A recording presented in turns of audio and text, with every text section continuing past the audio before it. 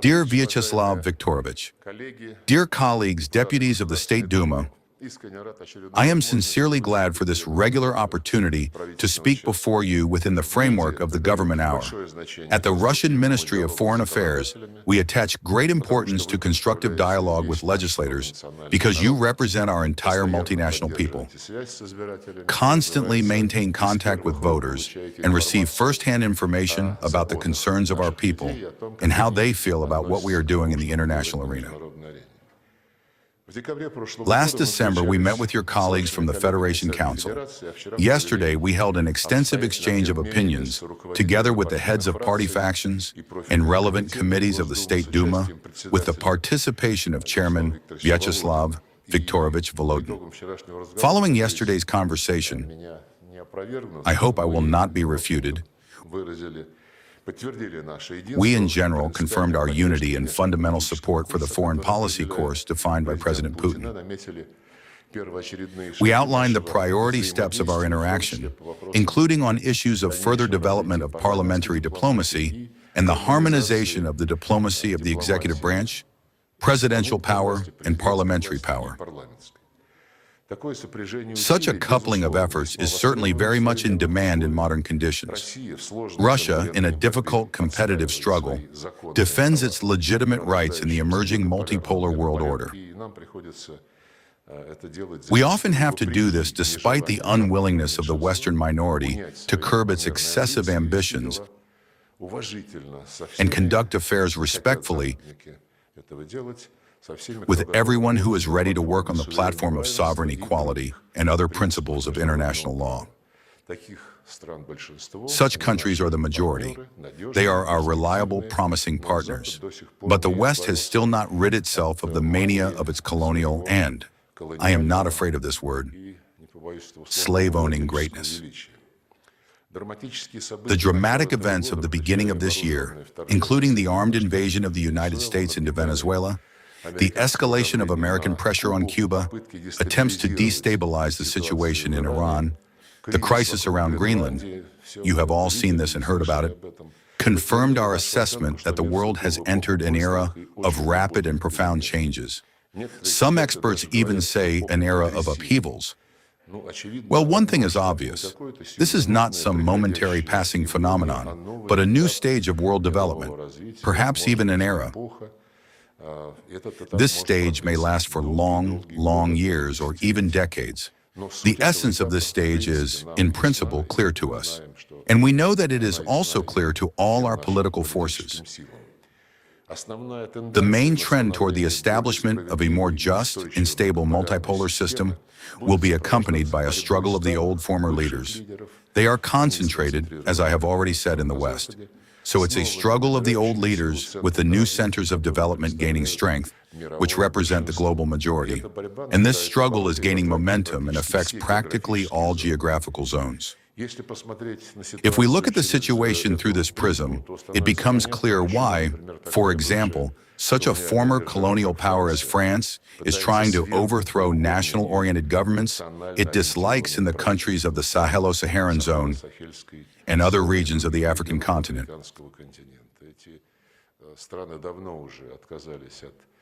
These countries have long since refused to orient themselves toward the former metropolis in everything. But Paris does not relent and tries to rely not only on oppositionists in African countries, but also on openly terrorist groups and, as you know, on militants of Ukrainian formations. It is regrettable that the French elites continue to follow these colonial methods, including the notorious principle of divide and rule, which has already cost the African peoples the lives of millions of people. Berlin, obsessed with revanchist fantasies, is not lagging behind Paris. Otherwise, nothing can explain the statement of Chancellor Merz about the intention to once again make the German army the strongest in Europe. The current generation of German, French, and other European politicians has clearly forgotten about Poltava, Berezina, Stalingrad, and the Kursk Bulge. The difficult situation in the sphere of strategic stability, for the degradation of which a number of European Russophobes groundlessly blame Russia specifically, does not add optimism. Meanwhile, the initiative put forward by President Putin on the continued voluntary compliance by the parties to the Strategic Arms Reduction Treaty, with the central quantitative limits laid down in it, was left without an official response by the American side. We proceed from the fact that the moratorium on our part, announced by President Putin, remains in force, but only as long as the United States also does not exceed the mentioned limits. We will act responsibly and in a balanced manner based on the analysis of the military policy of the United States. We conduct this analysis daily and the general situation in the strategic sphere. Against the background of the Russophobic hysteria that has swept Europe, the frankly servile position of the European Union in relation to Washington's claims to Greenland is noteworthy. As President Putin noted, we proceed from the fact that this topic does not directly concern us. The United States, Denmark, and Greenland must sort it out themselves while taking into account the opinion of the residents of the largest island, whom official Copenhagen has treated quite cruelly over the course of long years and decades. One could say as second-class people. There are a sufficient number of facts on this matter. Of course, in the event of the militarization of Greenland, the creation of military potentials there aimed at Russia, we will take adequate countermeasures, including those of a military technical nature. Nevertheless, our fundamental position is, the Arctic must remain a zone of peace and cooperation.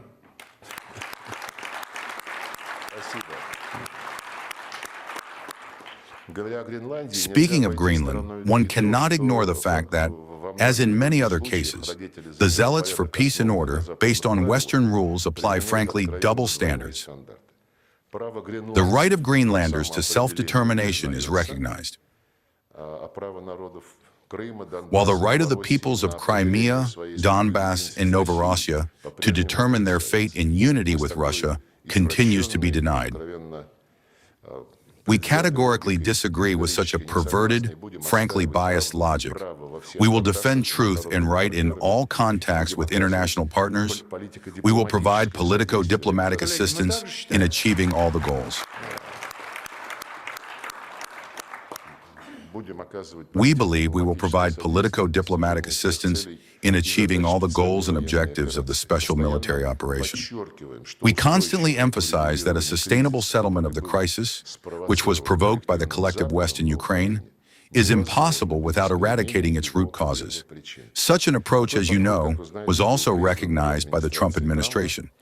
On this basis, during the meeting of the presidents of Russia and the United States in Alaska last August, understandings were reached on how to ensure a sustainable, long-term settlement of the Ukrainian problem. These understandings remain on the table. We are grateful to our Emirati friends for their mediation efforts, including providing a platform for organizing negotiations involving representatives of Russia, the United States, and Ukraine. Russian negotiators continue to work to ensure that Russia's security on its western borders and the rights of Russian and Russian-speaking people are reliably secured, and the threat emanating from the current Kiev regime and its external patrons is eliminated. Dear colleagues, the foreign policy course approved by our president presupposes the decisive defense of national interests and the creation of favorable external conditions to ensure the progressive development of our country.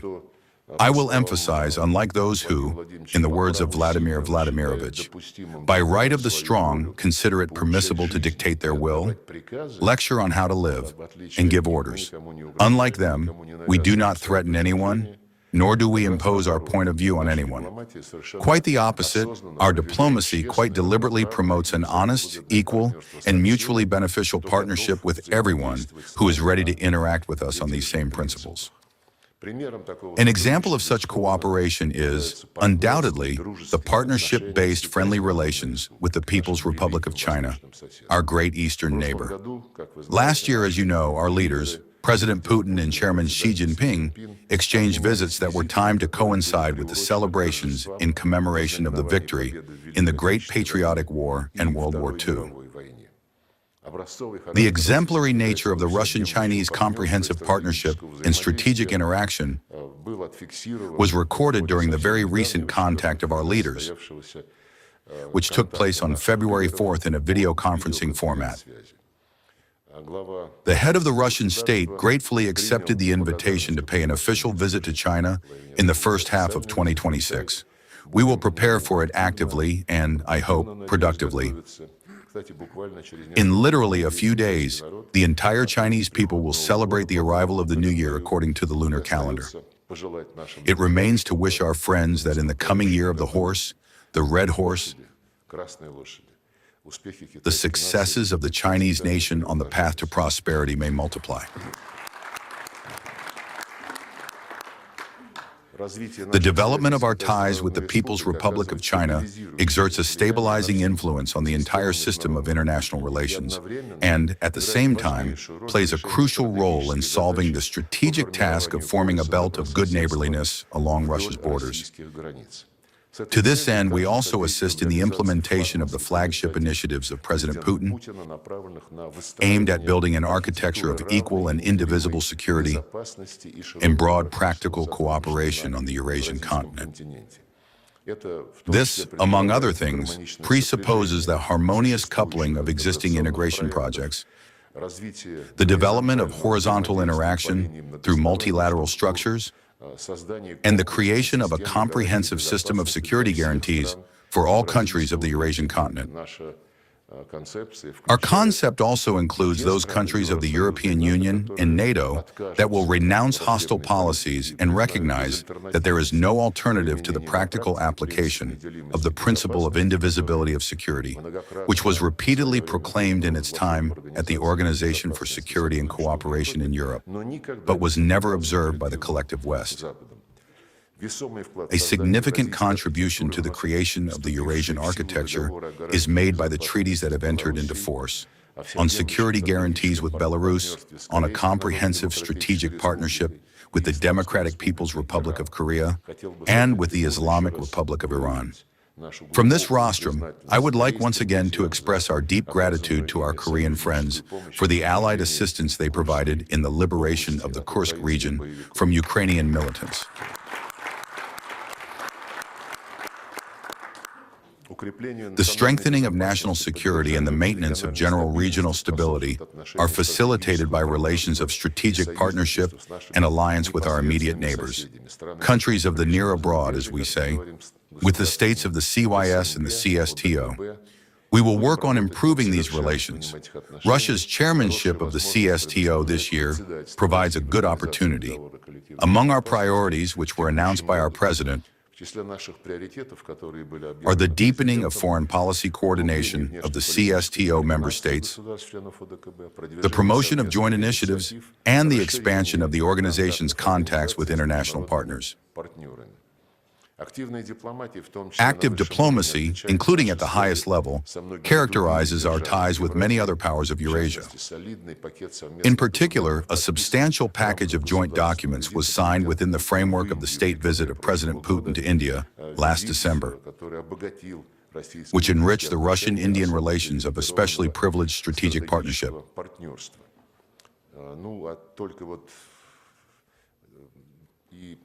Cooperation with the Arab world is developing fruitfully. In January alone, our president held personal meetings with the leaders of Palestine, the United Arab Emirates, and Syria. Multifaceted interaction unites us with Turkey and the friendly states of South and Southeast Asia. An important practical contribution to the promotion of unifying initiatives in Eurasia is made by such integration associations as the Eurasian Economic Union, SCO, and ASEAN. Useful coordination between these three organizations is being actively established. The Russian-African Strategic Partnership is conquering new heights. Last December, the second ministerial meeting of the Russia-Africa Partnership Forum took place in Cairo. This meeting demonstrated good prospects for the further development of our interaction and coordinated approaches to the organization of the Third Russia-Africa Summit, which is scheduled for this year. In relations with the countries of Latin America and the Caribbean, I will note the intensive contacts with Brazil, which held a successful presidency in BRICS in 2025. We highly value the decision of the Sandinista leadership of Nicaragua to recognize Donbass and Novorossiya as an integral part of Russia. We stand in solidarity with the peoples of Venezuela and Cuba, who, as I mentioned above, are being subjected to the most serious external pressure. We intend to provide our friends with all necessary support together with other like-minded parties, with all those for whom the ideals of freedom, sovereign equality, self-determination of nations, and democracy in international affairs are not an empty sound. It is precisely these ideals that guide our efforts in multilateral venues, specifically within the framework of BRICS. With our active participation, this association acts as a stabilizing factor in international affairs, a center of gravity for the states of the global majority. Together with our partners in the association, we continue to discuss and implement the initiatives that were put forward and approved during the BRICS summit under Russia's presidency in Kazan in the fall of 2024. One of the most important tasks is to build, within the framework of BRICS, platforms for the unimpeded implementation of trade, economic, monetary, financial, and investment ties. Platforms that will not depend on illegal sanctions and other unfriendly actions of the West in violation of the norms and principles of world trade and international economic and financial relations. At the UN venue, together with our like-minded colleagues in the group of friends in defense of the charter of the organization, we are working to ensure that the principles enshrined in the UN Charter are observed in their entirety, totality, and interconnection, rather than selectively, as the West likes to do. Today, the UN is going through difficult times and is experiencing the full weight of the deep contradictions that exist between the leading world powers. Nevertheless, the role of the organization as a platform for harmonizing the interests of states cannot be denied. We are determined to use the opportunities we have at the UN to promote Russian priorities. Last December, at the initiative of our country, the UN General Assembly approved a decision to proclaim December 14th as the International Day of Struggle Against Colonialism in all its forms and manifestations, and December 4th as the International Day of Struggle Against Unilateral Coercive Measures. I have no doubt that this will give a new impetus to our joint work with many states of the Global South to eradicate modern practices of neocolonialism and to create all-weather mechanisms of international interaction resistant to sanction pressure. I would like to note the role of the United Russia Party in creating the international movement for the freedom of nations, which is being joined by supporters of the struggle against modern practices of neocolonialism.